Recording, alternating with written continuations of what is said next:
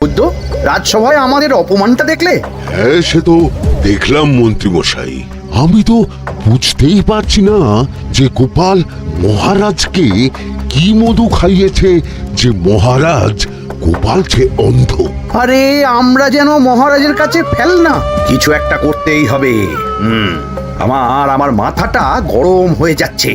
গোপালের মতন রাজসভার ময়লাকে যতক্ষণ না ফেলা যাচ্ছে ততক্ষণ আমার মাথা জ্বলন্ত কয়লা হয়েই জ্বলবে। পণ্ডিত মশাইয়ের মাথায় একটা বুদ্ধি আছে মন্ত্রী মশাই। আপনি যদি সেই অনুযায়ী উঁচির কাজ করেন তাহলে বেটা গোপালের কপালে দুর্গতির সীমা থাকবে না। এই কি বুদ্ধি, কি বুদ্ধি? আপনি বরং এই ব্যাপারে পণ্ডিত মশাইয়ের সাথে একবার আলোচনা করে নিন। আমি চলি, কেমন? আমি চলি। হ্যাঁ হ্যাঁ, এসো এসো এসো এসো।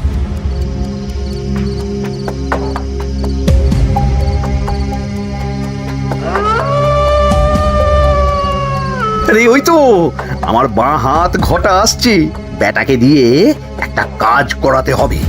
এ কি মন্ত্রী মশাই, আপনি এখানে দাঁড়িয়ে কি করছেন? এই একটা গুরুত্বপূর্ণ ব্যাপারে কথা বলছিলাম। একটা কাজ করতে পারবি? কি কাজ করতে হবে বলুন মন্ত্রী মশাই। আমাকে একটু ঠান্ডা জল, পাতিলেবু আর পুদিনার পাতা দিয়ে শরবত বানিয়ে খাওয়াতে পারবি? সেসব আমার ঘরে ব্যবস্থা করাই আছে। চলুন চলুন, আমার সাথে চলুন। হ্যাঁ হ্যাঁ, চল চল চল চল চল।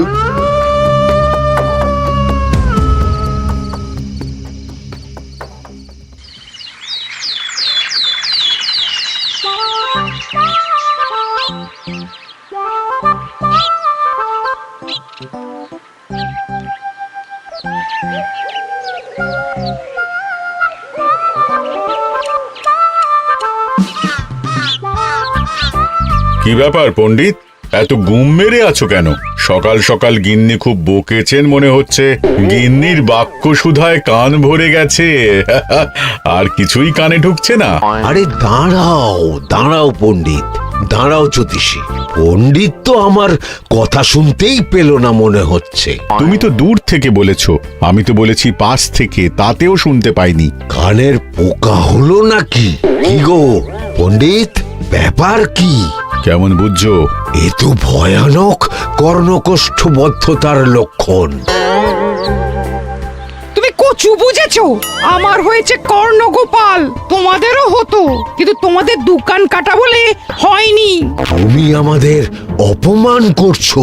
তোমাদের অপমান বোধ থাকলে কোনো শব্দই কানে ঢুকতো না, শুধু একটাই শব্দ কানে বাজতো, গোপাল গোপাল গোপাল। এবারে রাজসভায় কিভাবে হেনস্থা হতে হলো মনে নেই?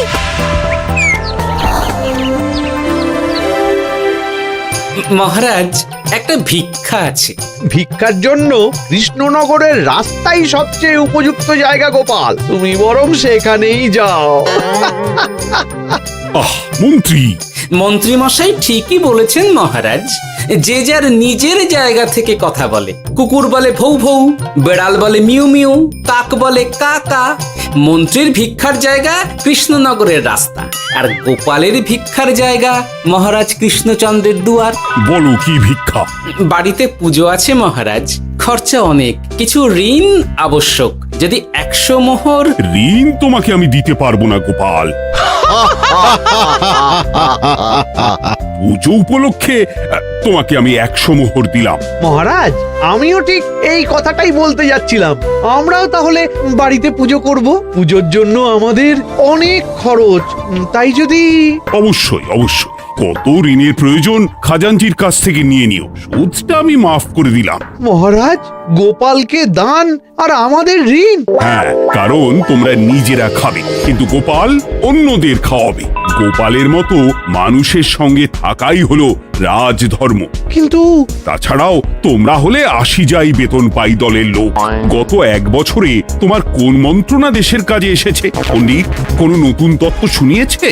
জ্যোতিষী কোনো অমোঘ ভবিষ্যৎবাণী করেছে?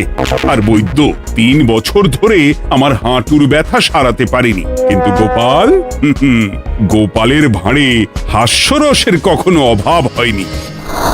মনে আছে? আছে। কিন্তু করার তো কিছু নেই। আছে। কিছু ভেবেছো নাকি পণ্ডিত? তোমাদের মনে আছে মহারাজ মোহর দেওয়ার পর গোপাল সেদিন বলেছিল, কি গোপাল, খুশি তো? মহারাজ, আপনি আমাকে এক মুঠো ধুলো দিলেও আমি খুশি। সেই ধুলো মুঠোই আমি সোনা মুঠো করে ফেলবো। মনে নেই আবার? একটু ঝেড়ে কাশো তো দেখি পণ্ডিত, কি ভেবেছো? যা হবে দেখতেই পাবে।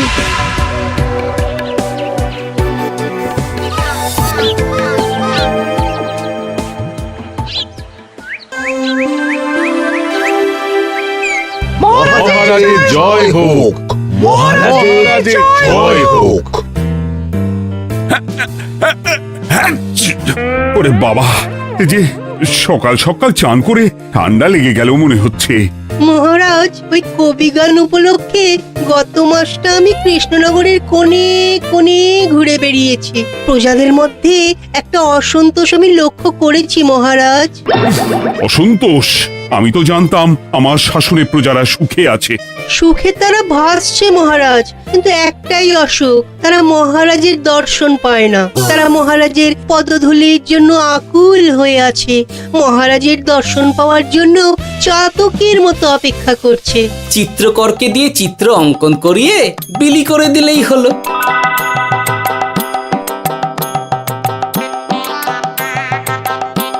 খুব ধুলো হয়েছে মহারাজ, কিন্তু এত ধুলো। কালকের ঝড়ে ঢুকেছে। ঝাড়ুদার,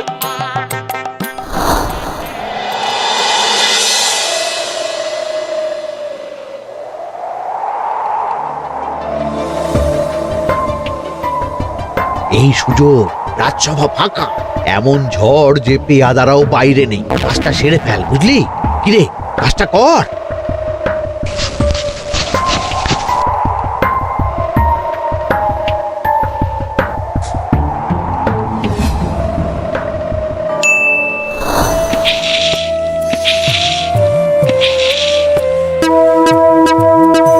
এত ধুলো! মহারাজ, কাল ঝড়টা বড় সাংঘাতিক হয়েছিল। তা বটে। আচ্ছা গোপাল, তুমি বলেছিলে মহারাজ তোমাকে এক মুঠো ধুলো দিলেও সেটা সোনা হয়ে যাবে। এখনো সেই কথাই বলছি। মন থেকে বলেছিলে না মহারাজকে তেল দেবার জন্য? তেল দেওয়ার দায়িত্বটা তো আপনি নিজের কাঁধেই নিয়ে ফেলেছেন। আমি যা বলি সত্যি বলি। আজ যদি এই 4 ঝুড়ি ধুলো মহারাজ তোমাকে উপহার দেন, তখনও একই কথা বলবে? নিশ্চয়ই। মহারাজ, গোপালকে এই 4 ঝুড়ি ধুলো দেওয়ার হুকুম হোক। কি গোপাল, আমি তোমাকে যদি এই ধুলো ঝুড়িগুলো দিই, তা থেকে সোনা আসবে নাকি? আসবে মহারাজ, মোহরের বস্তা আসবে। যদি না আসে, আপনি বলুন। তোমাকে কৃষ্ণনগর ছেড়ে চলে যেতে হবে। রাজি? আর যদি আমি পারি, তাহলে আপনাকে এই মন্ত্রীর চাকরি ছেড়ে দিতে হবে। কি রাজি? কি মন্ত্রী, রাজি? রাজি। গোপাল? রাজি মহারাজ। আচ্ছা, আর কেউ মন্ত্রীর পক্ষে বাজি ধরেছেন নাকি? হ্যাঁ, আমি আমি আমি ও গোপাল এবার যে মরণ কুয়োতে ঝাঁপিয়েছে, সেখান থেকে আর উঠে আসতে পারবে না। ধুলো থেকে মোহরের বস্তা আসবে, এ হচ্ছে গোপালের উন্মাদ রোগের শুরু।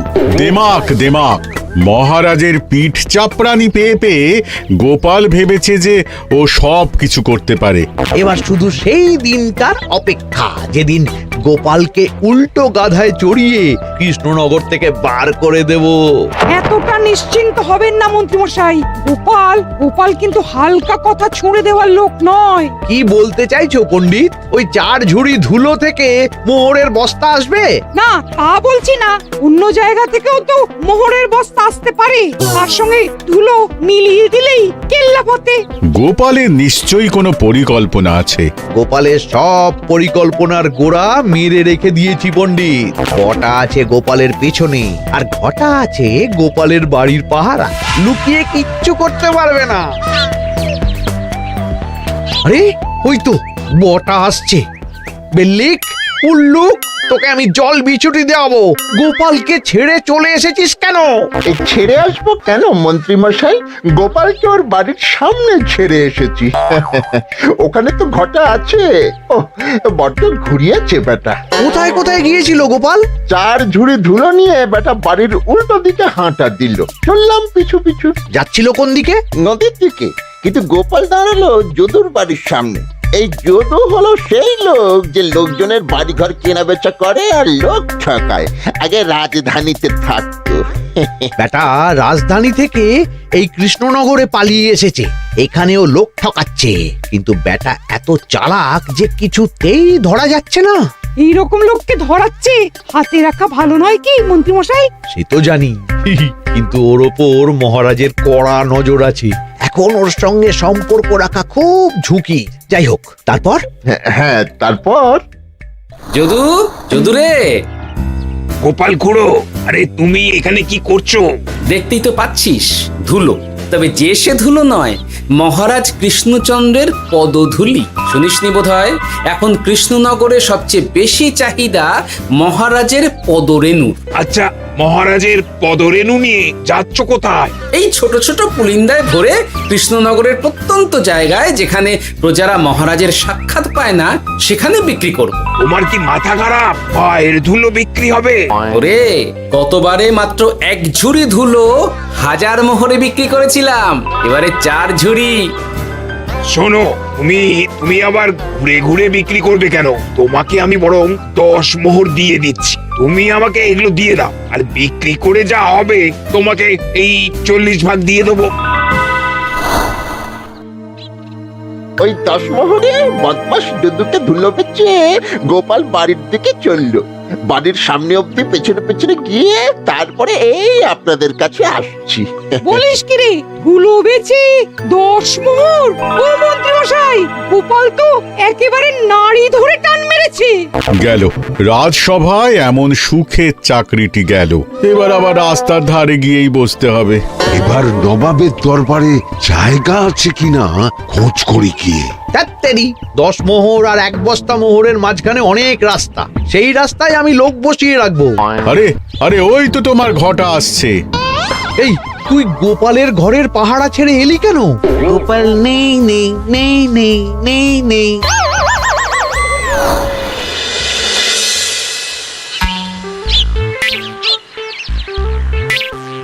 আরে, ভয় পেলি নাকি?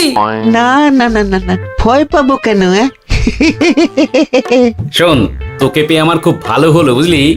তোকে আমার একটা কাজ করতে হবে। বলো বলো। আসলে বুঝলি, আমার না গিন্নিকে নিয়ে তার বাপের বাড়ি যাওয়ার কথা ছিল, কিন্তু হঠাৎ বিশেষ কাজে আমাকে খামবাজে চলে যেতে হচ্ছে। এখন আমি গিয়ে গিন্নিকে বললে বুঝতেই পারছিস কুরুক্ষেত্র হয়ে যাবে একেবারে। তাই আমি কাউকে খুঁজছিলাম যে আমার বাইরে যাওয়ার খবরটা আমার গিন্নিকে গিয়ে দেবে। তুই পারবি বাবা ঘটা? ওরে বাবা, আরে আরে আরে, ভয় পাস না, তোকে গিয়ে মুখে কিছু বলতে হবে না। এই নে, এই চিঠিটা আমার বউকে দিবি।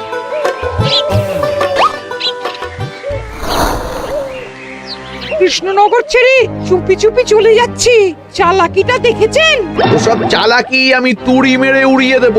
কি করবেন? চারিদিকে আমি অশ্বারোহী গুপ্তচর পাঠাচ্ছি, গোপালকে কোনো চালাকি করতে দেব না।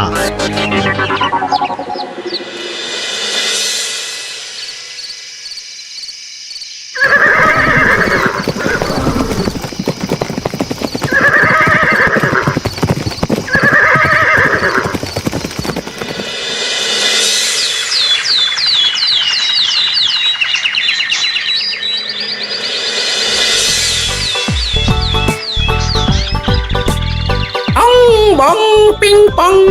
হ্যাঁ, ওরে বাপ রে, এ আবার কি বলে? মানে বুঝিতে পারিলে না?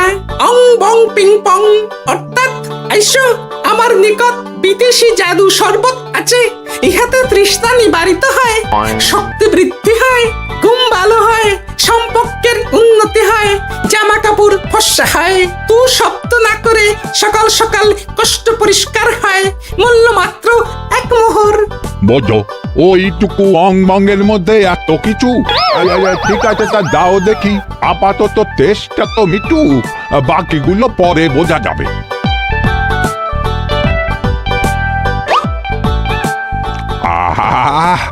বড় ভালো খেতে তো ঠং ঠং অর্থাৎ শক্তি বৃদ্ধি হলো। হ্যাঁ, মনে হচ্ছে গায়ে যেন দুগুণ বল পাচ্ছি। কি হয়েছে ভাই? এ কে? এ ভিন দেশ থেকে জাদু শরবত নিয়ে এসেছে গো। জাদু শরবত ভিন দেশ? একেবারে বহু ভুজা শরবত। খেলে তেষ্টা যাবে, গায়ে জোর হবে, ঘুম হবে, সম্পর্ক ভালো হবে, জামা কাপড় ফর্সা হবে, সকালে হ্রাস করে পেটও পরিষ্কার হবে। সে কি? দাও গো ভাই, আমাকেও দাও। গুড় জল, সঙ্গে একটু ভাজা মশলা, আমচুর আর বিট নুন, শুদ্ধ দেশি জিনিস। জানলে কেউ ছুঁয়েও দেখতো না, কিন্তু একটু বিদেশি গন্ধ দিতেই একেবারে হট্ট মেলা। আরে তোমরাও এসেছো দেখছি। সং সং শঙ্কা, লং লং লঙ্কা। মানে অর্থাৎ এই শরবত খেলে আর শঙ্কা নাই, বুদ্ধি লঙ্কার মতন ঝাল হয়ে যাবে। তারপর ডং ডং ডঙ্কা, টং টং টঙ্কা, ফাইন ফাইন, অর্থাৎ টাকা আসবে আমার কাছে।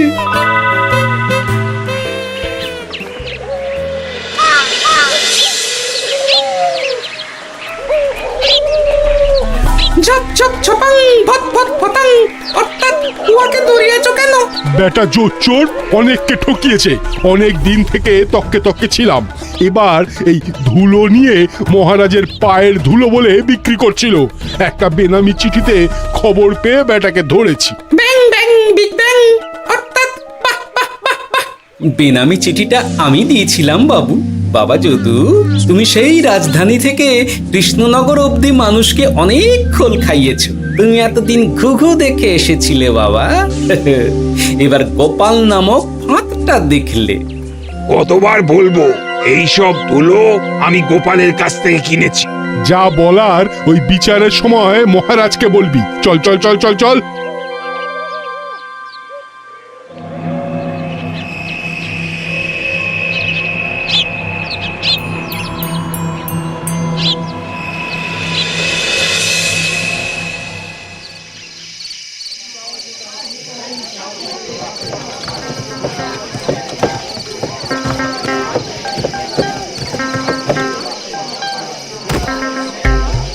ঝন্টু মন্টু ননাংফু। নাও ঠেলা। সাহেব বলে কি ফু দিয়ে দিতে হবে? কি বলছো সাহেব? বুঝতে পারছি না, কোথায় ফু দেব? ঝন্টু মন্টু ননাংফু, অর্থাৎ লবণ আছে?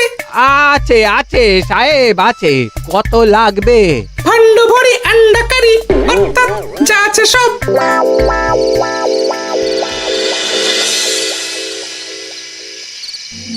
ব্যাস, মোটামুটি আশেপাশে সব দোকানের নুন এখন আমার জিম্মায়। এবার আসল মজা শুরু হবে।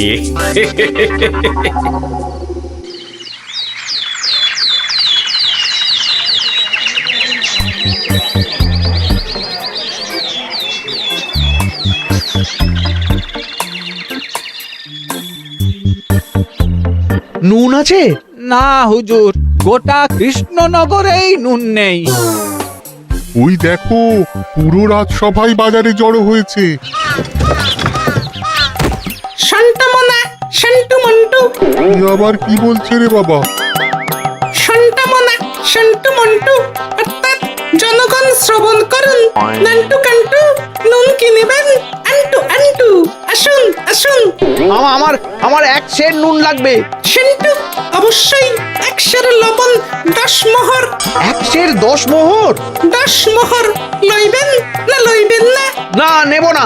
উত্তম উত্তম, গান্ডা পিণ্ডে টিসুম টিসুম, অর্থাৎ তাহা হইলে নুনের বদলে গৃহিণীর প্রহার ভক্ষণ করুন। আমাকে 1 সের নুন দিন। আমাকেও আমাকেও। নুন ছাড়া বাড়ি ফিরলে গিন্নি ঘর ছাড়া করবে আমাকে। শুনলাম কৃষ্ণনগর থেকে নুন উধাও। আছে মহারাজ আছে, কৃষ্ণনগরের সব লবণ আমার নিকটে আছে, 110 মোহর। এত দাম? দাম তো হবেই মহারাজ, লবণ ছাড়া রান্না কেমন হবে ভাবিয়া দেখুন। ঠিকই বলেছ, রাজপাকশালেও তো রান্না বসেনি। 100 সেরের মতন রাজপ্রাসাদে পাঠিয়ে দাও। 1000 মোহর দিয়ে দাও।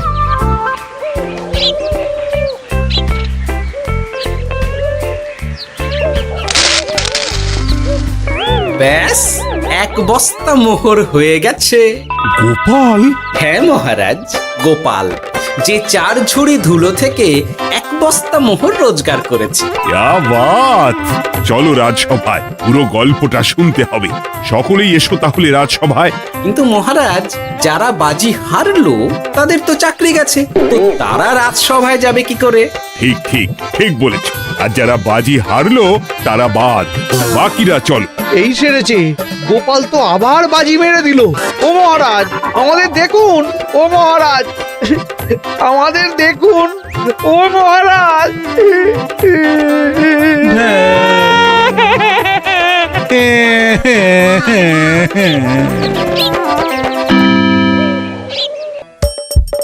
হাসির রাজা, জ্ঞানের রাজা, রসিক রাজা।